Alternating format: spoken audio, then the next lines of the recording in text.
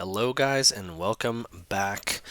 Today we're going to be going over part 2 for Animatediff. Now for part 1, for people who don't know, link in the description here, our workflow ended up looking something on the lines of this. Now we got really far with this workflow. We went over the fundamentals of how Animatediff works, how to utilize IP adapter, using attention masking, 3 chained IP adapters, and as well as upscaling and taking control of the composition by subdividing every piece of this video up using our condition masks. So red being one image, blue being another, and green again being another. But today we're going to continue the train. There's a lot more to cover. Animatediff is just one of those bottomless pits, but I want to preface by saying that everything we go over in this video series actually can be applied to not only Animatediff, but SD15 as a whole. So if you just remove Animatediff from this whole chain, this whole workflow system that we've put together here, pretty much all of the knowledge, everything works exactly as it would. The upscaling methods we went over, the attention masking with the multi-IP adapters, and then furthermore, all the things we're going to learn today, they can all be applied with just SD15 and even SDXL. And kind of going even further, any diffusion model, the techniques we're learning here are fundamental for using Comfy, building systems. Once you understand how to upscale properly, you can do it with any model. Once you know how to use IP adapters, given there is an IP adapter, you can use it with any model. Condition masking, and today we're going to go over a few more things, mainly control nets as well as regional conditional masking without IP adapters. And the third is going to be just a full end-to-end system where we use all of it and kind of try to pull the most out of Animatediff we possibly can. You know, it's 2026 now. It's a very outdated model, but giving you guys the tools you need to build whatever systems you want using this model.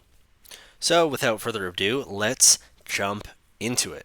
So this, for anyone who is jumping in, this is where we left off with our part 1. Again, if you haven't gotten caught up to this point, a lot of really good knowledge, link in the description to part 1. But this is part 2, and this is where we left off with our workflow. So kind of just like very quickly going over it, we have the loaders on the left where we're setting our latents, our IP adapters, our Animatediff. We're using ST15 Photon, LCM, distilled model. We've got 3 IP adapters. We're using this image to essentially to create 3 different attention masks, R, G, and B. And we're literally pulling the colors into masks, and then they're going right up into the intention mask section right here. We are controlling the composition by whatever is drawn here. So red being this image on the top, blue, this girl in the middle, and then the green at the bottom, these stripes. So 3 IP adapters, and then over to the right we have 3 K samplers incrementally getting upscaled and re-rendered on top of. So this is a diffusion upscale. We're rendering native at 640 by 440, and then we are upscaling 4x up because we are using a 4x upscale GAN model, but then we are downscaling by 0.38. So essentially we are going 640 times 4, which is 2560, and then we're multiplying that by, we're multiplying that by 375, which gives us 990. So we're doing that 1.5 multiplier basically, right? 640 times 1.5, which is 990 roughly. And so we're doing a multiplier of 1.5 every K sampler. So K sampler 1, native 640. The next one, 990, and then the next one would be 1.5 from that, so 1485 long side. So we're starting at 640 and we're incrementally rendering up to 1440p basically. And yeah, that's pretty much where we left off with this workflow, guys. There is a world of exploration to be had just in here, but today we're going to dive into doing more controlled and predictable work with Animatediff, and we're going to do that via control nets as well as regional condition masking, similar to attention masking, but the nodes are different. The approach is similar, but you'll see why that's so powerful in a minute. Before we jump into anything super deep, I want to touch on another workflow that basically was like my main driver when when Animatediff, was the primary model of the space. And that workflow looks something like this. Now, it looks hella confusing. There's a lot of stuff going on here. I got conditioning, I got loaders, seg masks, control nets, K-samplers in the middle, IP adapters on the bottom. And a system like this is basically what we're going to be striving towards when we chain everything together. Now, there's a few things I want to full disclosure before we dive into it. Building a system of this magnitude, we need to utilize set and get nodes from Kajai. They are basically the only thing saving this monstrosity from being viewable, basically. So we're going to be using a lot of that, but everything is pretty segmented out here in these like little modules, basically, or like, groupings, I guess you can say. But this system is a end-to-end system that allows me to leverage multi-control nets, up to 5 different control nets in tandem or whatnot, 4 different IP adapters, got all the whole upscale chain in the middle, as well as 6 different potential masks, and we'll kind of get into that a little later. But in light of all of that, we're going to start back here with our original workflow. Now, when I built this, when I built the big one, this workflow, subgraphs didn't exist straight up in ComfyUI. So we're going to utilize subgraphs as much as possible in this go around because we can, basically. So the first thing I'm going to do is I'm going to strip this down. I'm basically going to get rid of all of our groups. I'm going to delete everything. And I only want basically one set of everything, right? So I've got my latent, I've got my IP adapter with my color, mask separation, one loaded image, etc., etc. We basically only got one of everything going on here. And I want to streamline this as absolutely much as possible. So let's do all the upscalers like so, and we'll leave that as is like that. I just want to start thinking about how I want to subgraph everything to make it buttery as possible. But I think this is clean enough. I'm going to get rid of our preview. I'm going to get rid of our IP adapter masks because we don't need that right now. So all we have is a load image, a resize, an IP adapter, and we have our conditioning. So the first thing we're going to go over is control nets. Now, we're going to be utilizing a pack from a few different people. One of them, again, CoSyn. I think it's ControlNet Advanced. We're going to use ControlNet Advanced Node Pack by CoSyn. And we're also going to use the ControlNet Aux pack. And if you don't know or have ever used this pack specifically, very, very useful. So we're going to load up a few things. ControlNet Advanced. I think it's just ControlNet. Let's see, apply advanced control net. Boom, that's what I want. So we have an advanced control net here, and from here we need a few things. We're going to select the control net line, let go. We need a control net loader like such, And we are going to basically take our positive and connect it to here, our negative, connect it to here, and we're just going to basically interject in between. And so now we have a control net. Now, if I'm just going to put an IP adapter image in here so we have something in here. What's this? Nope. Need something artsy. Sure. All right, back to this original image. And then we're going to also load in a control net image here, wholesale. We're going to use the same picture. Why not?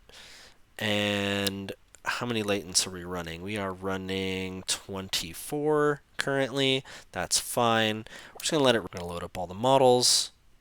Now, when you guys load up the control net loader here the first time, you'll probably have maybe something.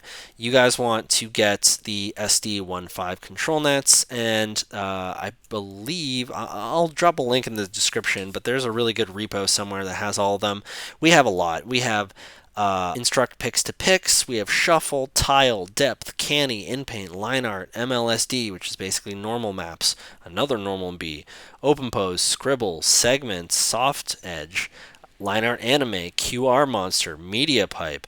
We have a lot and a lot of SD15 control nets, and they all do different stuff. So if we see right here, it's basically the exact same thing back. It is a video, it's wiggling, if you guys can see this, but it didn't do anything.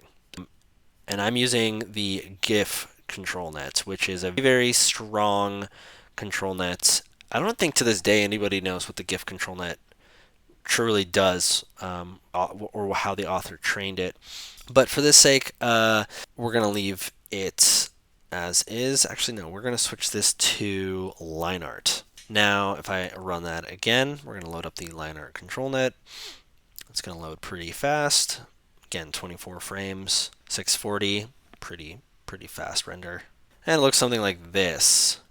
Now, why does it look like this? Well, number one, the line art control net was trained on black and white images, but inverse, right? So not black lines on a white background. It was trained with white lines on a black background. So this is where we need our our next node AIO aux preprocessor, that custom node pack I mentioned.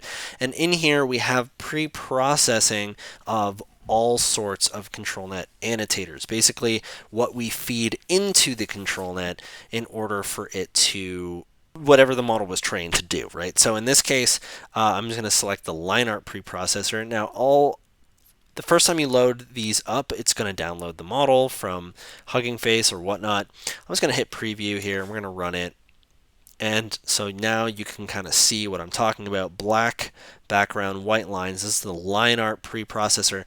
And so now what I can do is I can delete that image real quick, and I can feed it into the image. So this preprocessor stands basically in between our apply control net and our load image. So now if I run that and we see what it does now, we can see we get a much more cohesive result. Still, like not a lot of motion, but that's because we're holding it down. We're holding it down very heavily with the control net, and that's essentially what it's supposed to be doing. And it looks like that. So I'm going to color all of these yellow. Just selected them all. I'm going to make them all yellow, and I'm going to make this one, I'm going to keep that one as is. So let's talk about a few things. Number one, on the aux preprocessor, we have a resolution. Now, if I bump this up to, let's say, 1024, for example, it processes at a higher resolution. So you see we're getting a doubling of lines. The lines are thinner. Maybe that's what you want, or maybe it's not. This looks like it made the image a lot dirtier because there's more noise. It's trying to snap to things that don't really matter. So again, that is what the resolution does. You can see here it dropped all that noise immediately as I lowered the res, and we get a much cleaner result, as well as like we're holding it down with the IP adapter. So it's a double whammy right now on the same image, basically. Next thing in line is we have strength. This is overall strength of the model inherently. So if I just put that at a 0.5, it's essentially like turning a LoRa down to 0.5. The weights of the control net are running at half capacity, or at a 0.5. And so now you can start to see we're getting a lot more movement and motion happening within our video. Let's exacerbate that even more. Let's go down to like a 0.2. See what happens. Very cool. So now we got a lot more motion. You can see it's starting to fall away from our original image slightly, but it's still really holding it down. So like I say we split the difference and just put like a 3.5 in there just for funsies. All right, cool. That is sick. Okay, so that looks a lot better. We basically just like brought motion to essentially an image. I am going to, instead of doubling up the picture, I'm going to just take it from this resize node like this. And so now we should be able to just load up a picture. Let's see. We'll load up this clock. And so we're using it both for the IP adapter and the control net image. And we've kind of just made like a trippy way to make moving, like psychedelic versions of whatever you put in it, really. Let's just do one more as an example. Let's do this guy. Very, very neat. So you can start to see it's definitely holding its composition pretty good. The pairing of the IP adapter and the actual control net in tandem is really, really solid. But like, what happens if we just increase the res? So let's go to like 1024 by like a 768, for example. This is much, much larger, almost like 2x. So it's going to take a second to render here. All right, guys, if we take a look here, the one on the right is the 640, and the one on the left is the 1024. Didn't get the aspect ratio just quite right, but you can kind of see we still do get the same effect. Obviously, the 640 one's a lot noisier and a lot lower res, but again, this is one diffusion pass, but you can see that like even at a 1024, we can get away with one-shot rendering at a higher res the first time around.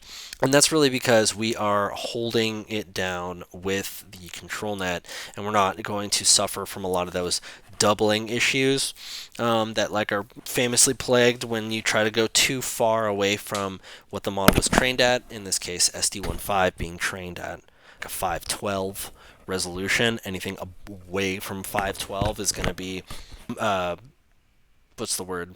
Compromised, maybe. So now that we've kind of got that under our belt, I'm going to bring this back down to our native 640, 440, just for the sake of speed. And so cool, we have here a basic way to essentially hold down the image, and there's different ways to do this, right? So like, let's switch this to switch this to depth, and then we're going to switch the preprocessor to depth, and we're going to run it. And I think it's going to, yep, there it is.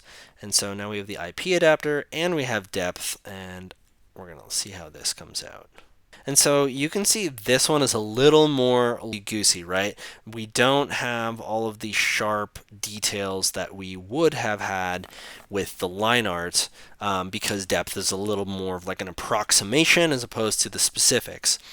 And so, again, depending on your desired effect, you can get some pretty cool stuff. So again, holding it down with IP adapter and the depth map in tandem. However, if we notice here, we do also have a optional mask. Now this is super cool because what we could do is on this image, just for the sake of speed, I'm going to plug in that mask, right click the image, open the mask editor in Comfy Native, and I'm just going to quickly scribble on top of this dude. Mind my trackpad drawing abilities, again on the MacBook. Cool. I'm just going to save that. Awesome. So now we have our mask. Now we have that mask running from the image into the apply control net. And so the idea here, guys, is the control net itself is going to be masked to whatever is inside of our white area, basically the mask, right? So we are only going to be applying the depth map to the person and ignoring the complete background. So if we run this, what we should see is the man still stay there, but the background be completely different. So maybe not so much because we are using the IP adapter, but I'm actually going to take that same mask and I'm going to put it in the IP adapter as well. And so now we're using the same mask to mask not only the IP adapter, but also the control net too. So now it should get completely different. There you go. Look at that. That is crazy. I did not expect it to do that. I don't even know what our prompt is. What is our prompt? 2D illustration of a woman in a galaxy. How about let's put man in armor praying in a forest, right? Because we're holding down the guy or the person in the middle anyway. So let's just say man in the armor praying, and then the background's a forest. And boom, just like that, we get a man in armor praying in the forest. Trippy, it's looped. We're holding down parts that we want, but allowing the model to dream outside of the lines, essentially, that we don't want to hold down. And this works with any control net modality too. So let's bring this back to line art. Same idea. We're going to come down here, line art. Yep, line art preprocessor. Boom. So now again, we're only going to be all this noise outside of this of our mask is not going to be held. So now we got a little bit more fine detail on the character because line art has a little more. But this is sick. And so the cool part here is the guy won't change because we're using the IP adapter. His position won't change. And so now our prompt is basically just background stuff. Praying in a, I don't know, bloody meat locker. Let's see how good ST15 does with this. Probably not that good, but looks like we're in a furnace or something. Not sure what's going on there, but you can see where this is all going. We're controlling the composition of the image very granularly based on masks, IP adapters, and control nets. Now let's try one more. Let's do praying in a field of flowers at nighttime, starry sky. Super cool. This one's probably my favorite.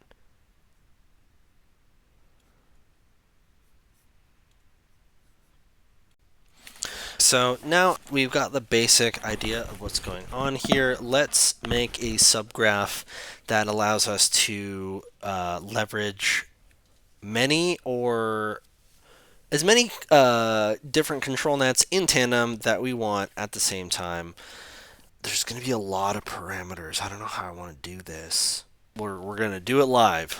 So we're going to take this, we're going to move this way over here, we're going to take this, and this is basically going to be our starting piece of the puzzle. So we're going to disconnect this, disconnect this. I basically want to disconnect everything. Disconnect the image, disconnect the mask. Cool, so that is basically that. Now, if I subgraph this by just clicking this button, boink. Alright guys, I apologize. I went through the ringer and I couldn't find a clean way to do it. I know there's custom node packs that allow for this, but for the sake of this video, we're just going to do it top layer, no subgraphs for the control nets. But by all means, the methods we're going to learn here are applicable. Any nodes you like, but yeah, we're just going to keep steam rolling. So I'm going to move these models over here. I'm actually going to break out the subgraph. So now we have our 4 control nets, and we're going to take our loaders, and we're going to have a loader per, of course. So line art connected, boom. This is going to be for a depth, I believe, and we're going to make this purple. And then we need tile, and we'll make this teal. And this one is going to be for control net GIF, and it's going to be brown. We're going to spread these out a little bit, and they're all just chained into one another. Nothing crazy, nothing fancy. And we're going to spread this out and put this nicely in the middle of everything. And I'm actually going to group these together so that they're visually nice and separated, and they're going to just live up there, basically. And this will kind of come down and we'll connect the last one to our K-sampler like such. And the IP adapter is going to live down here as well. So we have our loaders, we have our control nets, and we have our K-sampler off to the side here. So let's work on our IP adapters for a second. Yeah, we're going to get rid of the masks. We're going to deal with that as like a separate kind of like session issue. We're just going to have our IP adapter images like this. Our 1K bucket is perfect, so we're just going to minimize that. And we're going to have 4 of these bad boys because we deserve it. So copy, Control Shift V, 2, 3, and 4. Again, give us some space, move this over. So we have our 4 IP adapters, and maybe I'm going to color them. So we'll color this one green, blue, yellow, and red. Cool. And we're going to group these together. Now, we need to chain some stuff together. So first IP adapter, chain the model into the next one, chain the model into the next one, and chain the model into the next one. And then the output of this one actually goes into our K sampler. Great. So now I'm actually going to put the IP adapter models, make this group bigger. So move everything down. Put our IP adapter models there and this one here just to keep things clean. Clip Vision and the IP adapter model themselves. Cool. So now we have our IP adapters and then we have our K samplers. So I think we have enough going on here that we can start to chain stuff together. So we're going to make this purple and we're going to copy all of this. And we're just going to paste it like here, 2 and 3 times. We've already done this many, many times before. We're going to chain this stuff together. So we're going to take the latent from our upscaled and encoded, and we're going to feed it back into the second one. And then upscaled, decoded back into the third one, just like that. Cool, so this denoise is probably going to be good at like a 0.6, and this denoise is probably going to be good at a 0.5. And let's do 8 steps, 8 steps, 8 steps, just for speed. Okay, so I'm going to group this together now. Now it's looking a little messy, mainly because of this V, but maybe that's where we use the set get node. Set, and we'll set the V, and then we'll set it to V, and V goes everywhere. Cool. And maybe we make the control net stack a little bit bigger, and we use some set, 2 sets, pause, negative, positive, negative, and we use a get node, and we do negative, positive. So now we have same idea, conditioning everywhere throughout this pod, if you will, I guess. We're actually going to make this yellow, just so it makes a little more sense. Positive, negative, positive, negative. Right? Positive, positive, positive. Negative, negative, negative. All right, great. A lot cleaner. And then this upscale model can just literally go over here too. We don't need to have it all the way over there. So we're just going to have this here, and we're going to make it green. Cool. So now that's a lot cleaner.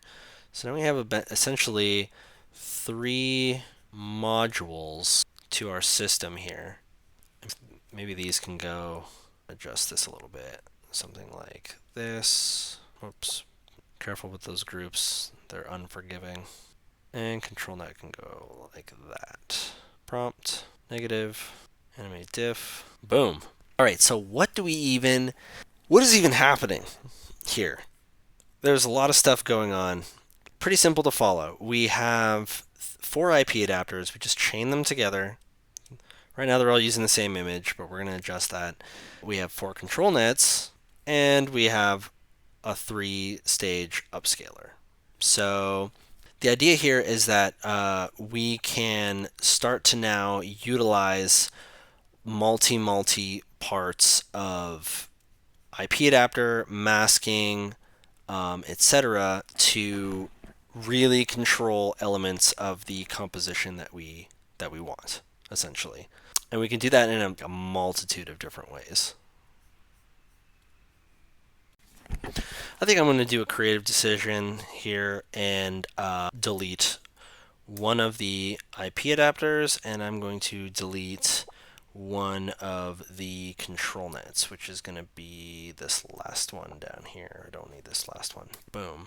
Cool. So now we are 3 and 3. 3 control nets, 3 IP adapters. I feel it's a lot cleaner. Maybe you do too, maybe you don't. We're going to put IP adapters up here. And the model and the VE and our prompts, which we haven't even touched yet, those are going to go right here. Beautiful. I like it. Way more compact.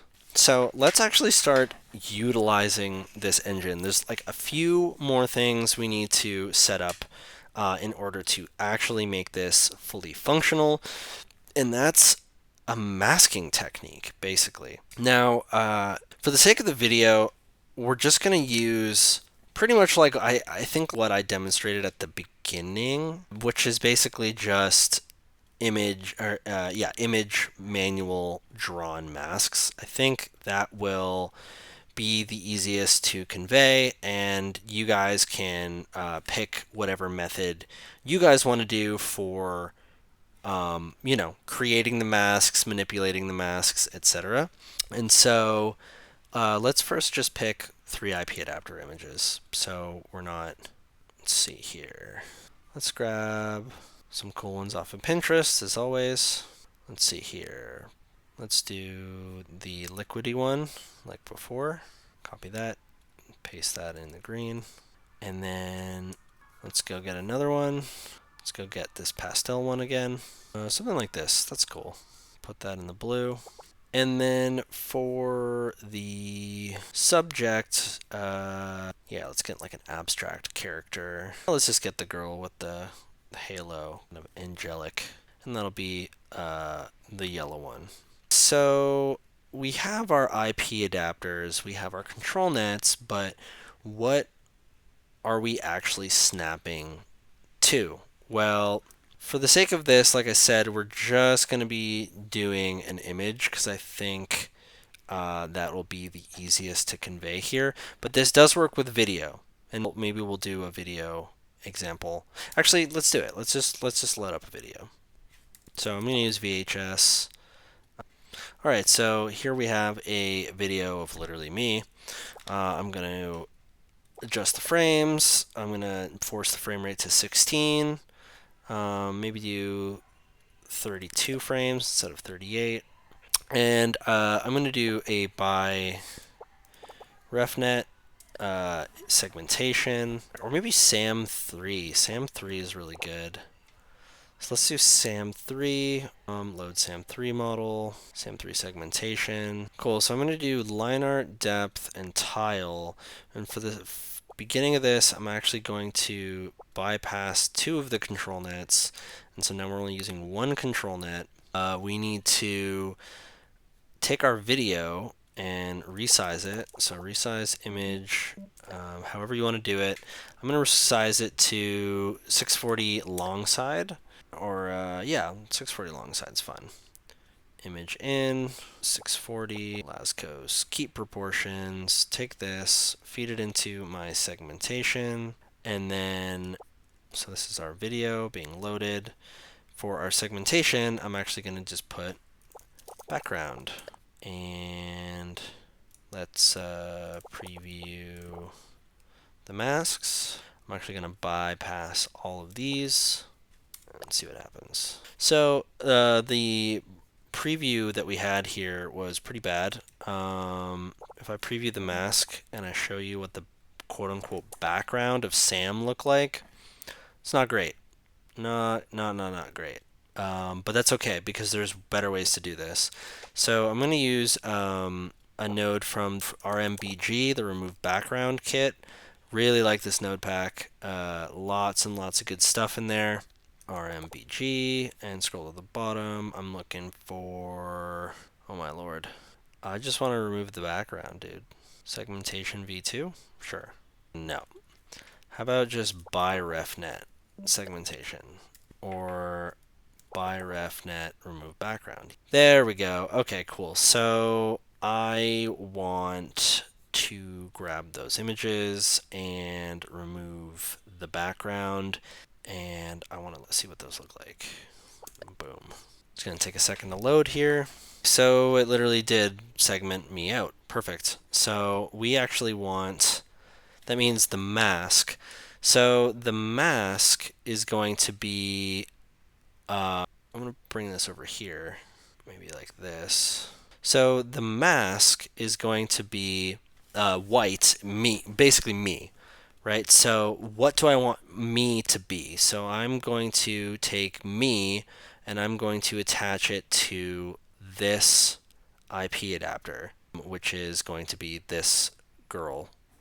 And then for the background, I'm going to invert it, invert mask, and the background is going to be this IP adapter.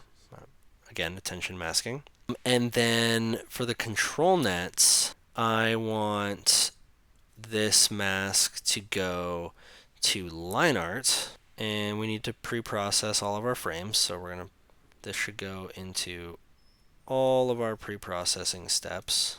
And this is our video, this is our masks, and I'm inverting it. So now, if I run that, we're gonna pre-process everything. So there's our depth, there's our tile, there's our line art, and it's rendering, and it's already rendered actually. So a few things here. Number one, it's not following our frame count as well as our basically everything. So we're gonna do get image size and count, and we're gonna just pull the image from here, and we're gonna feed this down like so, and I'm gonna feed the width, the height, and the count. And so now, so we can start to see what's happening here. Now, if I bring this over here just for a split second so we can look at both of them. Aha! Success! So I'm going to bring this back over here.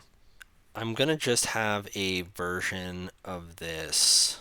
So now we can start adjusting things. So I think I want the line art to be a little hotter. So we're going to start at a 0.5. We're going to end at a 0.75. And we're also going to turn depth on and have depth just like a 0.2. And we're going to end it at like 0.7. And let's just let that rock and see what's up. Okay, so now it's kind of snapping to my facial hair a little bit. We don't really want that, so that's coming through in the line art. Let's again turn this down. I don't think I want my facial hair coming through. And let's turn the rest of them on. Let's see how good of a quality we can get this.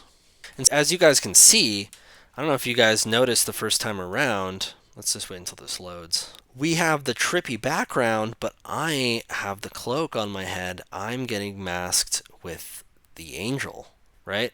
We're using this crazy background. It's actually a mix of the two, right? Because this one doesn't have attention masking. And so maybe this one's the background.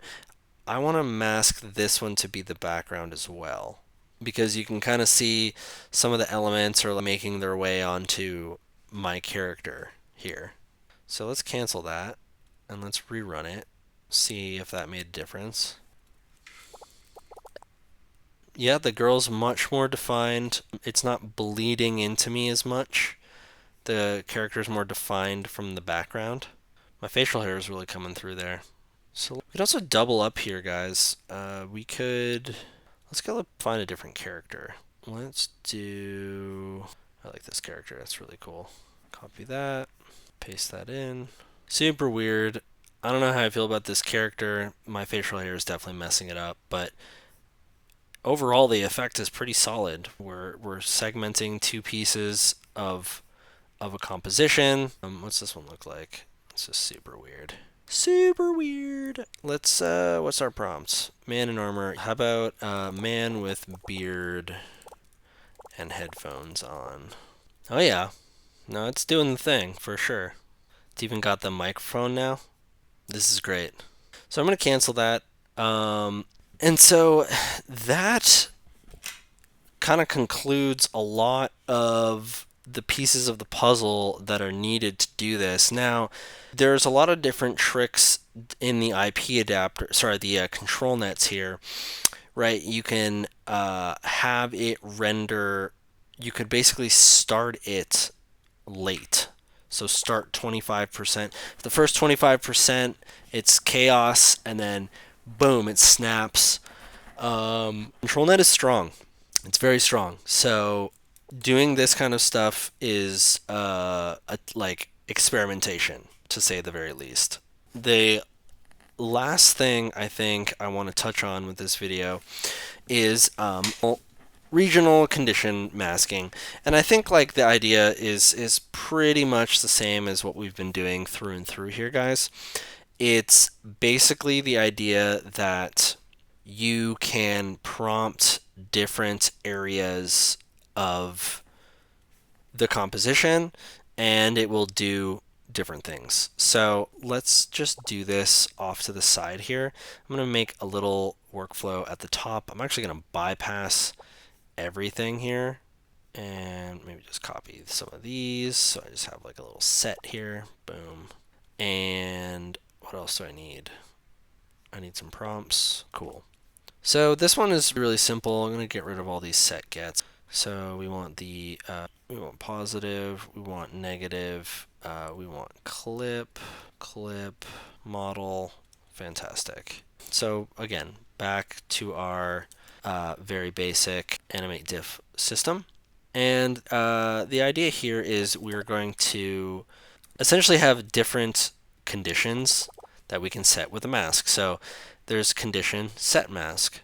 Now, when we play with this, you're going to see very quickly what it does. We're only going to set it to the positive because right now we have LCM, so the negative won't really matter.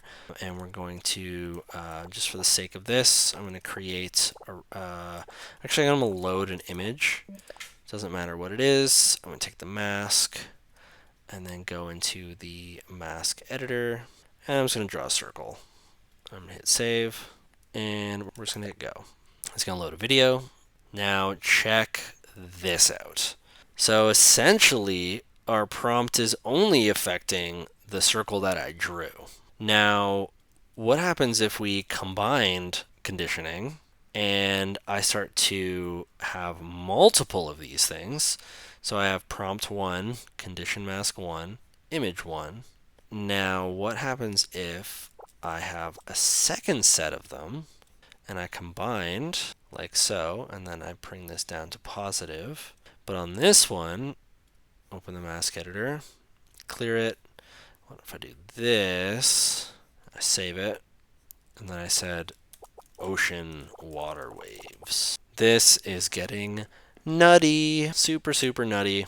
So now that you kind of are starting to see the picture here, let's try to do a few of these things, basically. We're going to basically try to do what we were doing last time with the RGB, but instead, what I think we should do is do it with, what am I trying to say here? We're going to do it with a video instead of an image. So let me see if I can even find, aha. Big shout out to Pers. Pers is a good friend of mine. He made these animated masks. So it's the same idea, right? But now the mask is animated. And so I'm going to do every second, every nth. I'm going to bump this up to 2. So now we're going to do 70 frames instead of 140. And we're going to do color to mask. And we have to basically do the same thing we did before. So I'm going to do this really quick. We're going to do R, G, and B. I'm going to feed in, god damn it, go away. Feed in the video into all of them. And we need a third video. We need a conditioning that adds them together. Actually, we can just use the same thing. Use this, duplicate one down. This goes on the top. Oops. This one goes on the top, this one goes on the bottom, and this one goes in here like so. And then this can be water, fire, and mask 1, mask 2, mask 3. And we're going to set the frames to 70 because that's what it was. And we're going to let it rip. So we're loading in our 70 frames. They're going to get converted RGB into the corresponding masks. Each color in the video is getting a separate prompt. And as we demonstrated before, each prompt is completely separated when rendering from the rest of the video. And guys, the effect that's going to come out on the other side is one of my favorite things. And at the beginning of part 1, I showed you how those videos, if you wanted to make those videos, it's the animated masks that really bring this stuff to life. Let's see how this came out. Check this out. So it's trying to do literal Earth, basically, is what's happening here. Also, I think the conditioning is, the second one is not melting properly, but we're going to try one more render because just to be sure. So the thing that I changed here is I set it from default to mask bounds on the, and my favorite part about this stuff is like, oh man, the looping is just so good. I love it. This one's set bounds, mask bounds, the same thing. I think this thing's messing it up. Where is it? I know there's one. Combine hooks, conditioning combine, set props, conditioning set mask, combine 3. Boom, that's what I want. Look at that. Oh, cool. So we can get rid of all of this crap. Thank you, KJ. I knew you had one. Okay, so we need positive, negative. Again, the positive and negatives don't matter because we're using LCM. This does matter if you are using anything other than a CFG of 1. Keep that in mind. But I, in this case, am not using more than 1, so I don't have to care about the negative prompts. So I can just plug whatever the heck I want into them. Let's see if this makes any difference. No, it's pretty much the same thing. Maybe it is the prompts. So let's just do like man with headphones, vibrant, lush, jungle flowers, and then this one will be waves crashing in the ocean. Maybe our thresholds are too low. We will see though. Oh wow. Holy moly, guys, look at this. Absolutely crazy. So this is the power of condition. Masking is really the king here. Honestly, like, shout out to Joviax, rest in peace. He once said that all of technology is just masks all the way down. And it's true. Masks are the king of this castle right now. I'm going to put this in a group over here. And yeah. As you can see, guys, there, again, another world of possibilities. So you can pair this with all of the other things that we've been doing. The control nets, the IP adapters, right? The multi-upscaled, having IP adapters in between the K-samplers to stylistically dictate the rest of the scenes. But yeah, I mean, guys, Animatediff goes so very deep. Thank you so much for watching. I know this one was a little hectic. There's a lot to go over. I tried to make an end-to-end system to show you what it would look like in totality, give you a little bit more control, but also a little bit more artistic toolage on your tool belt. But ultimately, it's up to you guys. Again, the workflows, all the links are going to be in the description. I highly encourage you to start simple, right? In the beginnings of part 1, even in the beginnings of this video, get your hands and feet wet and really understand the fundamentals. Find the sweet spot of like what you want. Identify what you actually want to make. right? Do you want to make control stuff? Following people running or whatever. Do you want to make just artistic loops, the masking, the IP adapters, the just throwing stuff at the wall and seeing what happens, and start to daisy chain the concepts that we've discussed here to build an art system for you that makes sense for you. Animatediff is incredible. So, really stoked to see what you guys make. Hit me up on Discord, tag me on Twitter, Instagram, whatever. If you guys are not subscribers, it would help me a lot. Hit that like button, hit that subscribe button. It's for me, it's for the algorithm. I want to keep making dope videos. This is just the beginning with Animatediff. I want to start diving into more of the latest tech, all the wand stuff, all of the like Z image, all the Quen image edits, more training tutorials, more like building very bespoke things in Comfy and not so much like, the things that everyone does. But yeah, thanks so much for watching, guys. You can subscribe, follow me on Patreon, anything helps, and I will see you guys in the next one.